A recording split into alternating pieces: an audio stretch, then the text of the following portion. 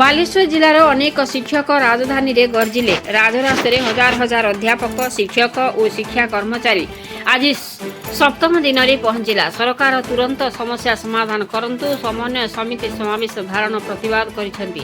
ଆଜି ବାଲେଶ୍ୱର ଜିଲ୍ଲାର ବିଭିନ୍ନ ଶିକ୍ଷକମାନେ ସପ୍ତମ ଦିବସରେ ଜୋରଦାର ଆନ୍ଦୋଳନ କରିଥିବା ଦେଖିବାକୁ ମିଳିଛି। ଲିପିକା ରାଣୀ ରାଉତଙ୍କ ରିପୋର୍ଟ। विष्णु प्रसाद मिश्र, संपादक ओस्टा Khaira block from Baleshwar.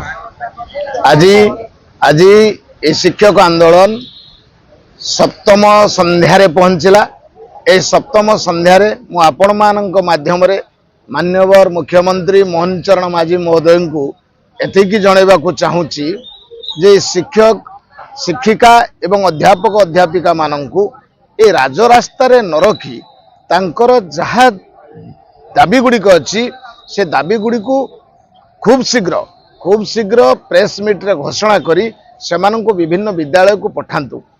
Madam ये बड़ा दुख परितापर विषय। ये उत्कल प्रदेश गोटे सबु बेले कही चली माननीय मुख्यमंत्री आमे लोकंक सरकार आमे ओडिया अस्मिता। यदि ओडिया अस्मिता ताले ओडिया अस्मितार ओडिशार पिलामानंको शिक्षित करिबा आपणकर कर्तव्य कि नुहे। तेणु जदि शिक्षक माने राजरास्ता रे बसंती ताहले विद्यालय रे पाठ पढ़ेबो किए।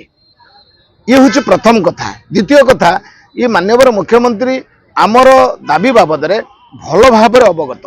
जेतेबेले से विरोधी दलर नेता थिले सेतेबेले से लोयर पीएमजी का आसीथिले एवं ताका भाषण माध्यम रे आपण सुनिबे। से भाषण को आमे सोशल मीडिया रे पोस्ट करिवु। से गोटे कथा कहिसंती जे आपणकर समस्त दाबी को मो मुखस्त कर देछि।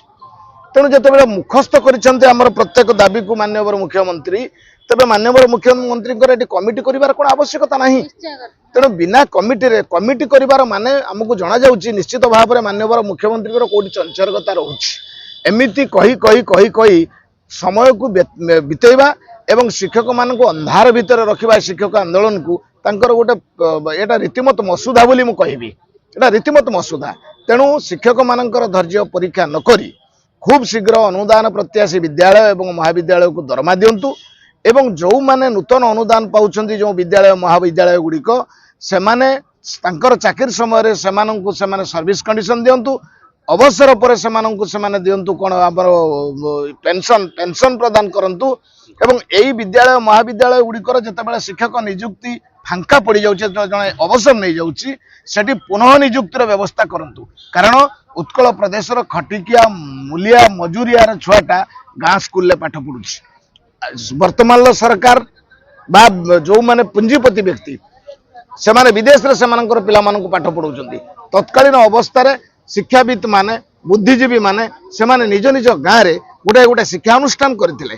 तार अर्थ होउछि सेही गाँ रो छुआटा कौन प्राकृतिक विपर्यय को सामना न करी सुरक्षित भाव में विद्यालय साग पखाल खाई से पाठ पढ़ी घर को फेरीज एवं सी आगामी दिन में ये उत्कल को गोटे सुदृढ़ उत्कल भाव में प्रतिष्ठा करने निजक तैयारी किंतु ताहा संपूर्ण अंधकार भीतर को चली जाऊँगी। माननीय मुख्यमंत्री को आम निवेदन करुँ से विद्यालय गुड़िक पुनः नियुक्ति करूँ। एवं छात्र छात्री कथा कहबी जोटा सबुठार गोटे घृण्य कथा ये सरकार से छात्र छात्री मानक ये जो अनुदान विद्यालय गुड़िक जो मैंने अनुदान पाऊना से विद्यालय छात्र छात्री माने मध्याह्न भोजन पाती, साइकेल पाती, पोशाक मिले ना, जोता मिले ना, एमाने बही भी पाती। अच्छा यही पिला गुड़ाक कौन बांग्लादेश ना पाकिस्तान आसुँच। माननीय मुख्यमंत्री के आपण द्वारा प्रश्न रखा चाहूँगी। तेणु माननीय मुख्यमंत्री जो कहते लोकंक सरकार आमे उत्कल प्रदेश आमे विकासशील द्विगुण विकास करूँ ना द्विगुण विनाश करेंगे आमे तो जापर। शिक्षा व्यवस्था को जब नष्ट कर दि जाए ताले उत्कल प्रदेश विनाश हम विकास कौटी हम। तेणु उत्कल प्रदेश रे कौन अभाव भी ना। ये एमती एक राष्ट्र जोटी खनिज संपद भरपूर अच्छी आ डबल इंजिन सरकार आपणकर कौटी अर्थर अभाव रोचे। आप विगत 10 वर्ष को लेकिन एनालिसिस करंतु जेतिकी विद्यालय शिक्षक शिक्षयित्री शिक्षा कर्मचारी माने अवसर नहीं से तो आप दरमा दी था से दरमा पैसा तले जाऊँगी कुआड़े ताकू आप भल भाव में तर्जमा करी आउ शक्ति परीक्षा करंतु ना। शिक्षक एवं आमर मिलित समन्वय समितिर धैर्य को देखंतु ना। तुरंत माननीय मुख्यमंत्री मोहन चरण माझी महोदय आपण ए दाबी को पूरण करी आपण खूब शीघ्र शिक्षक एवं महाविद्यालय शिक्षक शिक्षयित्री मानू पठाई दिंतु विद्यालय को एवं महाविद्यालय को। एतिकी मु आपण मान द्वारा जनइया चाहूँगी। नमस्कार। सत्यनारायण रथ 488 वर्ग अध्यापक 488 वर्ग भिन्न भिन्न समय सरकार आमको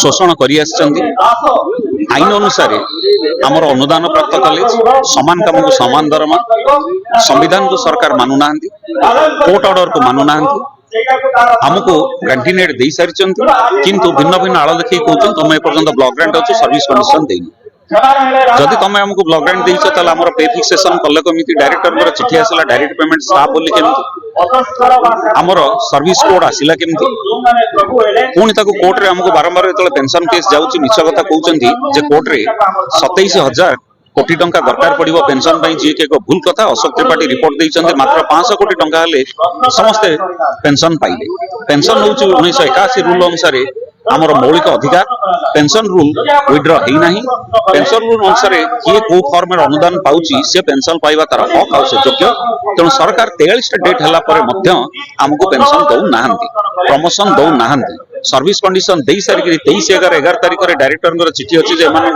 74 रूल 77 रूल 81 पेंशन रूल अनुसार सीएल ईएल डीएल सब सर्विस कंडीशन दिया हिची तांको ऑर्डर को मध्य से मानु नाहंती तेणु आमे वर्तमान राजरास्ता को आसीबार मुख्य कारण जेतले सरकार देइथिबा निज निर्देशनामा को निजे कार्यकारी करू नाहंती निजे मानु नाहंती तेणु आमे बाध्य होई राजरास्ता को आसीछु आमे ये राजरास्ता रो हटिबु नाही तेणु 488 वर्ग 194 जो अच्छी स्कूल जो माने कि आश्चर्य लगुच से माने बिना दरमा बिना पारिश्रमिक 33 वर्ष ऊर्ध्व शिक्षादान कर सारा टंकाटे दरमा पाऊना टंकाटे दरमा पाऊना से पिला पोशाक पाती बही पाती बही सरकारी बही केवल सरकारी स्कूल को दिया बजार में मिल ना ताले से पिला बही ना से 194 स्कूल पिला पाठ पढ़े केमती से कौन राज्यर पिला नुहति शिक्षा कौन तांको मौलिक अधिकार नुहे तेणु तांको अधिकार सरकार तांको पूर्व सरकार ये सरकार तांको से अधिकार को अपहरण कर तेणु शिक्षक को सबु बेले